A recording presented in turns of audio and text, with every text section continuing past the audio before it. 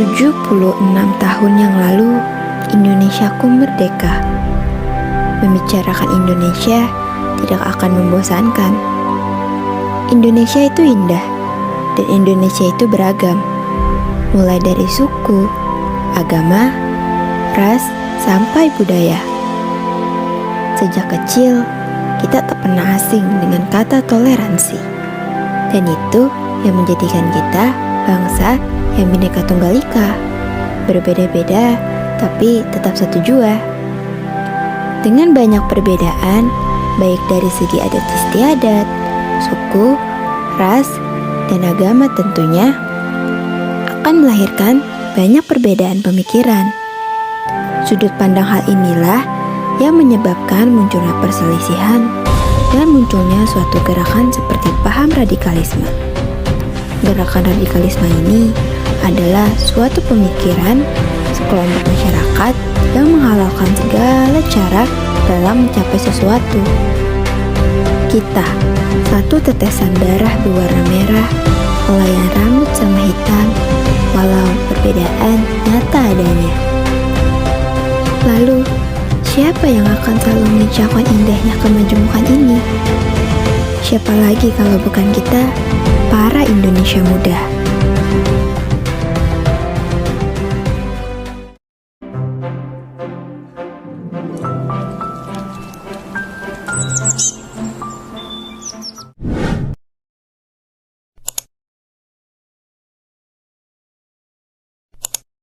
Hi guys, how are you? Hi, Sya. I'm fine, Sya. I'm good. How about you, Sa? I'm fine too, guys. How is your holiday last year, guys? I went to Bali with my family. Bali? So nice. I'm just stay at home. It's okay, Tono.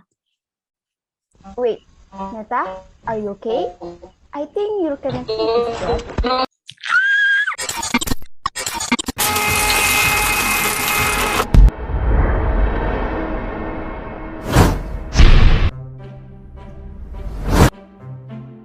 Wait, tunggu. Di mana ini? Kenapa wujud kita jadi kayak kartun begini? Loh, kamu Sasha ya? Loh, kalian? Loh, hai guys. Tunggu. Lihat deh pakaian kalian. Aku baru sadar kita lagi memakai pakaian adat daerah loh. Iya ya, Sasha pakai baju adat Betawi, Tono Bali. Kalau aku nih pakai baju adat apa ya? Adat Dayak itu. Wow, lihat. Keren banget. Kita lagi memakai pakaian dari macam-macam daerah. Seperti menggambarkan keberagaman dari Indonesia banget ya. Iya ya, Indonesia keren banget ya. Iya dong. Nah, kalian juga harus tahu, Indonesia tuh memiliki 1340 suku bangsa, 6 agama, dan berbagai jenis ras dan juga golongannya loh. Wow, kira-kira kalau misalkan banyak macam-macam keberagaman seperti itu, aku sempat mikir, akankah bisa timbul perpecahan atau perbedaan pendapat nggak ya? Pasti ada, nggak hanya perbedaan pendapat. Kalian harus tahu dampaknya bisa sampai timbul radikalisme dan terorisme. Karena biasanya mereka menjadi sangat fanatik dan tidak mau menghargai perbedaan. Ya benar, radikalisme dan terorisme sangat suka memaksakan kehendak orang lain, sampai-sampai timbul korban jiwa. Nah, terus kalau begitu, gimana ya cara untuk menghilangkan dan menghindarkan kita dari terorisme dan radikalisme ini? Yang jelas jangan gampang terdoktrin oleh berita-berita yang menjelekkan kepercayaan lain, dan pemerintah harus lebih menegakkan hukum untuk terorisme dan radikalisme. Tidak hanya itu saja, selain itu kita juga nggak boleh nih merasa suku agama atau pilihan kita itu lebih baik daripada yang lainnya. Bener banget tuh. Kalau bisa, normalis menikah dengan beda suku. Siapa tahu nanti bisa menghasilkan keturunan yang unggul, alias cakep-cakep deh nanti bibit unggulnya. Haha, bener tuh. Coba kita contohkan ya. Seperti suku Manado menikah dengan suku Buton dari Sulawesi Tenggara. Mungkin anaknya akan memiliki kulit sedikit coklat dengan mata berwarna biru dan rambut hitam. Wow, coba deh bayangin. Pasti cakep banget sih calon-calon bibit unggul ini. Aduh, tapi by the way, kalian tahu nggak sih? Dengan keragaman Indonesia yang sebanyak ini, dari segi sosial bisa juga menimbulkan ketimpangan sosial loh. Iya tahu dong, sekarang kita bisa lihat banyak contohnya di negara ini. Banyak sekali orang-orang mengalami kekurangan lapangan pekerjaan dan dari situlah menimbulkan peningkatan pengangguran. Nah, betul banget tuh. Terus ya, karena adanya pengangguran juga, jadi berdampak ke yang lainnya. Contohnya, tingkat kriminalitas menjadi meningkat. Dengan kejadian seperti itu, kira-kira Indonesia bisa mengatasinya nggak ya?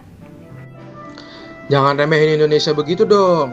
Kalian tahu nggak sih, Indonesia tuh udah tergabung ke organisasi regional dan global. Lalu juga Indonesia bisa menjadi bagian seperti AFTA, OPEC, APEC, KAFTA, dan juga WTO. Oh iya aku tahu itu. Aku pernah baca, ternyata banyak juga tuh pengaruh positif dari organisasi tersebut, seperti meningkatkan pendapatan per kapita, memperluas lapangan pekerjaan, dan juga akses modal asing lebih terbuka. Keren juga ya negeri kita Indonesia ini. Bayangin kalau Indonesia bisa menghargai perbedaan, lalu bersatu memerangi terorisme. Lalu Indonesia bisa mengatasi permasalahan ekonomi. Pasti Indonesia nggak hanya menjadi negara berkembang saja, tapi juga bisa menjadi negara maju ke depannya. Maka dari itu, tugas kita sekarang sebagai masyarakat Indonesia harus bisa merefleksikan keberagaman dalam masyarakat dan bangsa Indonesia yang dimana merupakan suatu anugerah dari Tuhan yang perlu kita syukuri dan praktikkan dalam kehidupan sehari-hari. Benar banget apa yang dikatakan Tono. Contohnya, seperti kita bisa hidup berdampingan dengan orang yang berbeda sara dan mempunyai toleransi satu sama lain. Dan harus saling merangkul sih, demi satu kesatuan tanpa melihat perbedaan di diri kita maupun orang lain. Keberagaman yang ada di negara Indonesia merupakan anugerah dari Tuhan Yang Maha Esa yang wajib kita syukuri. Dan juga jika dipandang positif, keberagaman ini akan menjadi kekuatan tersendiri. Sementara jika tidak disyukuri dan dipandang negatif, maka keberagaman yang ada bisa menjadi sumber perpecahan yang melemahkan NKRI. Tapi ya guys, jika dipikir-pikir nih, Indonesia kita ini tuh seperti layaknya pelangi loh. Kok bisa seperti layaknya pelangi? Keberagaman di Indonesia ini tuh seindah pelangi. Semua menyatu seperti seberkas cahaya matahari yang cemerlang. Satu tekad, satu tujuan yang menghasilkan pembiasan dan keanekaragaman pelangi. Iya Syah, betul juga ya. Yang dimana perbedaan warna yang muncul itu bisa menunjukkan keindahan, bukan untuk bercerai-berai seperti yang sering terjadi di keberagaman Indonesia ini. Benar juga, aku nggak kepikiran loh. Jadi intinya dengan perbedaan yang beraneka ragam, kita sebagai warga negara Indonesia jangan sampai berkotak-kotak loh. Dan sebagai generasi muda, pemegang estafet kepemimpinan bangsa ke depannya, kita juga perlu didoktrinasi mengenai pentingnya nilai kebangsaan, terutama pada usia produktif kita ini, yang dimana banyak berinteraksi dengan orang di sekitar kita, sehingga akan memberikan pengaruh yang positif ke depannya. Dan juga kita bisa bertukar hal positif dari satu sama yang lain tentunya. Setuju.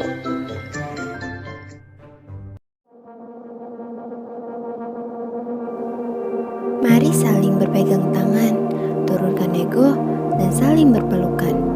Terima kasih negeriku yang rela diinjak oleh perbedaan, tapi tetap mampu menggaungkan semangat persatuan.